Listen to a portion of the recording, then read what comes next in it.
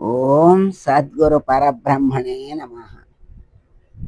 పంచీకరణలో మనం ఈ బోధని మనం ఈశ్వర సృష్టి అనే భాగాన్ని తెలుసుకుంటున్నాం.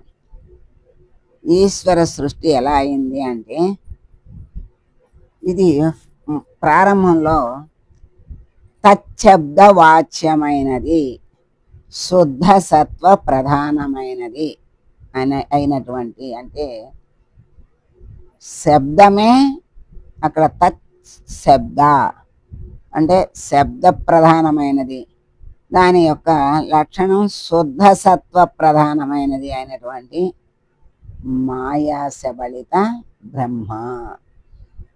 ఆ పరబ్రహ్మమునందు నిర్వికార నిరంజనమైనటువంటి ఆ పరబ్రహ్మము ఎటువంటిది? శబ్దవాచకము.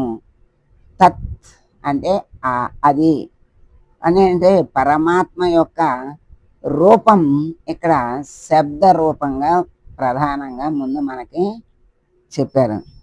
ఆ శబ్దం ఏమిటి అంటే తత్శబ్ద స్వరూపము. అంటే అక్కడ ఓంకారమే స్వరూపముగా మనకి, శబ్ద స్వరూపంగా ఓంకారమే మనకి సృష్టిలో ఆదిగా శబ్ద స్వరూపంగా మనకి తెలియబడుతోంది. అది ఎటువంటిది? శుద్ధ సత్వ ప్రధానమైనది. సత్వ రజస్తమో గుణాలకు పైది శుద్ధ సత్వము అంటారు. ఆ శుద్ధ సత్వం అంటే దాంట్లో ఏ మలినము లేనటువంటి శుద్ధ సత్వ ప్రధానమైనది ఆ పరబ్రహ్మము. దాన్ని మాయా శబళిత బ్రహ్మ అన్నారు. అన్నీ ఆయనలోనే ఉన్నాయి కదా, ఆ పరబ్రహ్మమునంటే అన్నీ ఉన్నాయి. ఆ బ్రహ్మ నుండి మూల ప్రకృతి బయటికి వచ్చింది. ఆ బ్రహ్మని ఆశ్రయించుకుని ఉన్నది మూలా ప్రకృతి. ఆ మూలా ప్రకృతే ఇక్కడ నిన్న అవ్యక్తముగా చెప్పారు. అవ్యక్తము అంటే కనపడనిది. ఉన్నదా అంటే లేదు అన్నట్టు ఉంటుంది, లేదా అంటే ఉన్నట్లు ఉంటుంది. దానికి చక్కని ఉదాహరణ పాము కుబుసము అని చెప్తారు. పాము కుబుసము దానికే ఉన్నప్పుడు కుబుసం ఉన్నా లేనట్టుగా కనపడుతుంది, లేదా అంటే ఉన్నది. అది విడవక ముందు దాన్నే అంటుకుని ఉన్నప్పుడు లేనట్టు కనపడుతుంది, మళ్ళీ యథార్థంగా చూస్తే ఉన్నట్టు కనపడుతుంది. అందుకని దీన్ని ఆ ప్రకృతి, మూలా ప్రకృతి అవ్యక్తమైనది, కనపడదు. మరి కనపడనిది ఎక్కడుందంటే ఆ పరబ్రహ్మని ఆశ్రయించుకునే ఉన్నది. ఈ మూలా ప్రకృతి వల్లనే సృష్టి ఉపాధి వల్ల ఈ కనపడని అవ్యక్తంగా ఉన్నటువంటి ఈ ప్రకృతి నుండి 3 గుణాలు బయటకు వచ్చినాయి. కనపడని మూలా ప్రకృతి నుండి, అవ్యక్తము నుండి 3 గుణాలు వ్యక్తమైనవి. ఈ ప్రకృతి సృష్టి ఉపాధి అలా ఉంది. ఉపాధి వల్ల 3 గుణాలుగా అది వ్యక్తమైంది. ఇక్కడికి వచ్చేసరికి ఆ గుణాలే సత్వగుణము, రజోగుణము, తమో గుణము అంటారు. సత్వగుణము అంటే మంచి గుణములు, శుద్ధమైనటువంటి గుణాలు, తర్వాత ఎవరికి హాని చెయ్యనటువంటి గుణము. మరి ఆ శుద్ధ సత్వగుణము అంటే మంచి గుణము, నిర్మలమైనటువంటి మనస్సుతో ఉండేటువంటి మాటలు కానీ మంచి చేతలు కానీ చేస్తాడు ఆ సత్వగుణం కలిగిన వాడు. రజోగుణము అంటే అది అందరి మెప్పు కోసం చేసేటువంటిది రజోగుణం. వాళ్ళు మెచ్చుకోవాలి, వీళ్ళు మెచ్చుకోవాలి అని చేస్తాడు తప్ప ధర్మంగా ఇది ధర్మము, ఇది మనం చెయ్యాలి అనేది వాడికి ఉండదు. చేస్తాడు. ఎందుకు చేస్తాడు? మెప్పు కోసం. అందరూ తననే మెచ్చుకోవాలి. తనుకి పేరు రావాలి. అదే కీర్తి కాంక్ష అంటారు చూసారా? ఆ కాంక్షతో చేస్తాడు. అదే రజోగుణము ఉంటేనే మరి చెయ్యగలిగేటువంటి శక్తి వస్తుంది అని చెప్తారు. ఎందుకంటే ఆ రజోగుణమే ప్రేరేపణ ఇస్తుంది చెయ్యటానికి. ఇక్కడ మరి చెయ్యటానికి ప్రేరేపణ ఇచ్చినా ఈ గుణం వల్ల కొంత మరి పేరు ప్రకీర్తుల కోసం చెయ్యటం అనేది అది అంత చేసినా అంత శుద్ధమైనది కాదు కదా. అందుకనే దాన్ని రజోగుణము అంటారు. ఇక తమో గుణం, మూడవది తమో గుణం. బద్ధకము, మరి ఏమీ తెలియనితనము, బద్ధకము అంటారు.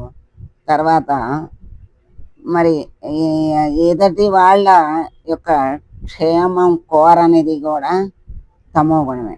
అంటే గొప్ప అజ్ఞానం అంటారు. అంటే మామూలు అజ్ఞానం కాదు, పెద్ద అజ్ఞానము. ఆ అజ్ఞానములో ఉండి వాడికి మంచేదో చెడేదో తెలియని స్థితిలో కూడా అట్లా ప్రవర్తిస్తూ ఉంటాడు. తమో గుణము అంటే చీకటి.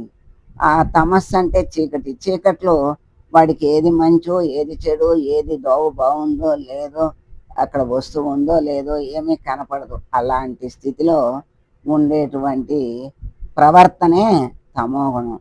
అదే మరి ఇక్కడ 3 గుణాలుగా అవ్యక్తము నుండి ఈ 3 గుణాలు వ్యక్తమైనవి.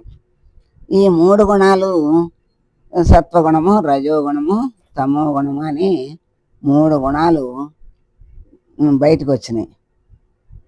ఇప్పుడు ఈ సత్వగుణాన్ని ఏమన్నారు? మాయా అన్నారు. సత్వగుణము ఇక్కడ సృష్టి క్రమంలో సత్వగుణాన్ని మాయా అన్నారు. మాయ అంటే మనకి ఇదో పెద్ద మాయలాగా ఉంది అనుకుంటాం. అంటే ఉన్నదేమో లేనట్టు, లేనిదేమో ఉన్నట్టు కనపడటం కానీ, మరి మనకు అర్థం కాని స్థితిలో ఉండటం కానీ, వాటిని మనం మాయ అంటాం. ఒకప్పుడు ఒక రకంగా, ఒకప్పుడు ఒక రకంగా మనకి భావన వస్తే కూడా, భావిస్తుంటే కనపడితే కూడా ఇదేదో మాయలాగా ఉంది అంటాం. అటువంటి సత్వగుణం మరి ఇక సత్వగుణం మాయ అన్నారు. రజోగుణాన్ని అవిద్య అన్నారు. అవిద్య అంటే అజ్ఞానము, విద్య లేనితనము, అజ్ఞానము. సత్వగుణాన్ని మాయ అన్నారు, రజోగుణాన్ని అవిద్య అన్నారు. ఇంకా అది ఏమి అంటే అజ్ఞానములో చీకట్లో ఉన్నట్లే. ఈ అవిద్య అంటేనే అజ్ఞానము, విద్య లేనితనము.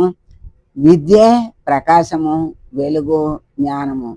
అవిద్య అంటే చీకటి, మరి తమస్సు, తెలియనితనము అని అంటారు.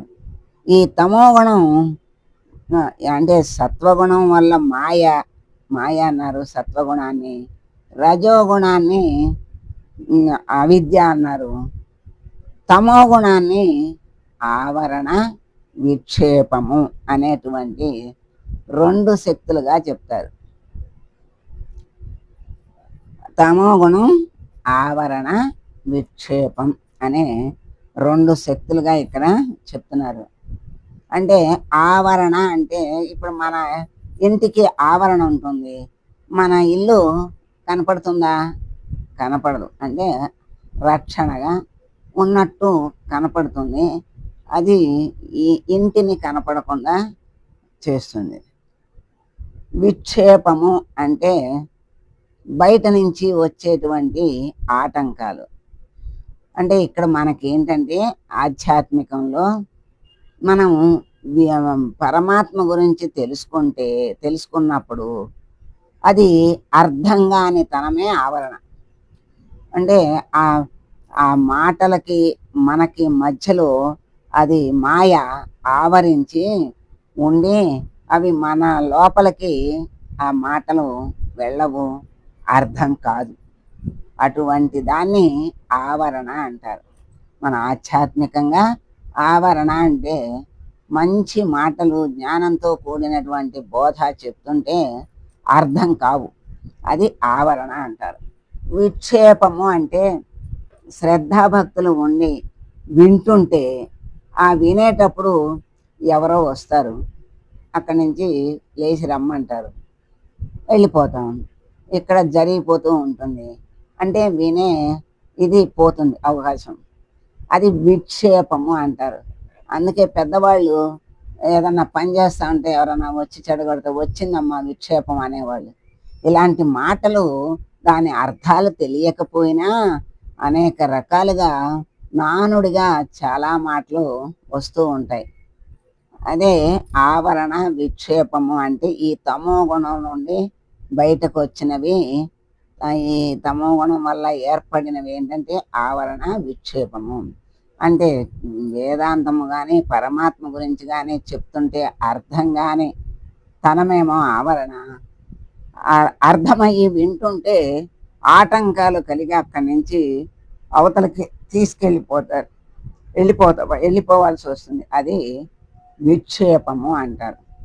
ఈ రెండు తమో గుణం వల్ల ఏర్పడినాయి అన్నమాట. ఈ తమో గుణము ఆవరణ విక్షేప ద్వయ శక్తులు అంటే రెండు శక్తులు అని మనకి చెప్పారనమాట. ఈ రోజుకి ఇంతవరకు తెలుసుకున్నాం. స్వస్తి. మంగళం గురుదేవాయ మహనీయ గుణాత్మనే సర్వలోక శరణ్యాయ సాధురూపాయ మంగళం.